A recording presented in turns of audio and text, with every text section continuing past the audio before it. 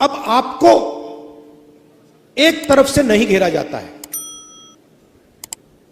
तो अगर मैं ये कहूं कि एक दवाई से आपका काम बन जाएगा, वो गलत है।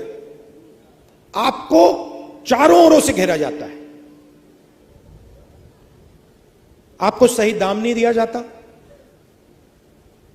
नुकसान होता है तो बीमा का पैसा नहीं दिया जाता, जीएसटी लगा दी, कर्जा माफ नहीं होता। तो अगर मैं यहां कहूं कि भैया हम आपके लिए एक काम करेंगे और आपकी समस्या हल हो जाएगी, वो गलत होगा। अगर आपको चारों ओर से घेरा जा रहा है तो दवाई भी चारों ओर से लगानी पड़ेगी। तो दवाई क्या है? और यह भी शुरुआत है। सबसे पहले अगर हिंदुस्तान के सबसे अमीर लोगों का कर्जा माफ हो सकता है, पैसा आपका है, जितनी जीएसटी आप देते हो उतनी जीएसटी अदानी देते हैं। आपने ये शर्ट खरीदी, 1000 रुपए के लिए आपने खरीदी, 18% आप दोगे, वही अदानी देगा। उसने 1000 रुपए की शर्ट खरीदी, उतनी ही जीएसटी देगा।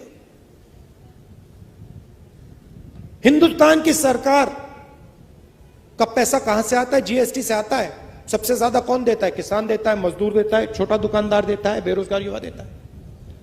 तो अगर 16 लाख करोड़ रुपए उनका कर्जा माफ हो सकता है तो आपका भी कर्जा माफ होगा। या तो आप उनका मत कीजिए, या सरकार को कहना चाहिए देखिए अगर किसान का कर्जा माफ नहीं होता है तो अरबपतियों का भी नहीं होगा। मगर अगर अरबपतियों का 24 साल का कर्जा माफ, आपका 24 साल का कर्जा माफ किया जा सकता है, तो आपका भी होगा। तो पहली दवाई यह है। दूसरी दवाई जो यहां आप जानते हो, किसान को सही दाम नहीं मिलता, किसी भी स्टेट में नहीं मिलता। बीजेपी ने कहा कि कानूनी एमएसपी लागू नहीं की जा सकती।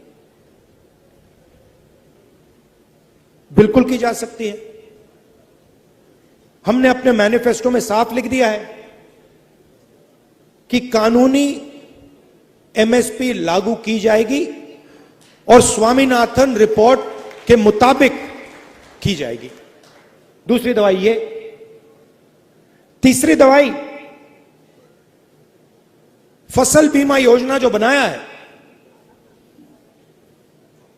उससे आपको नुकसान होता है।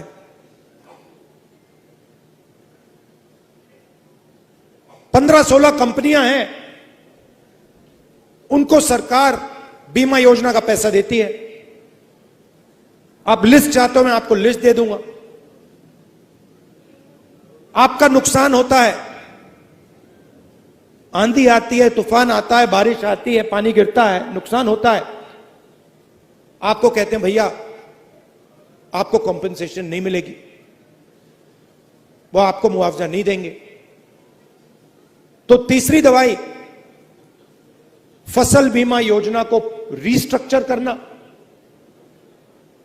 फसल बीमा योजना का काम आपकी रक्षा करने का है, उद्योगपतियों की रक्षा करने का नहीं है। तो तीसरी दवाई ये।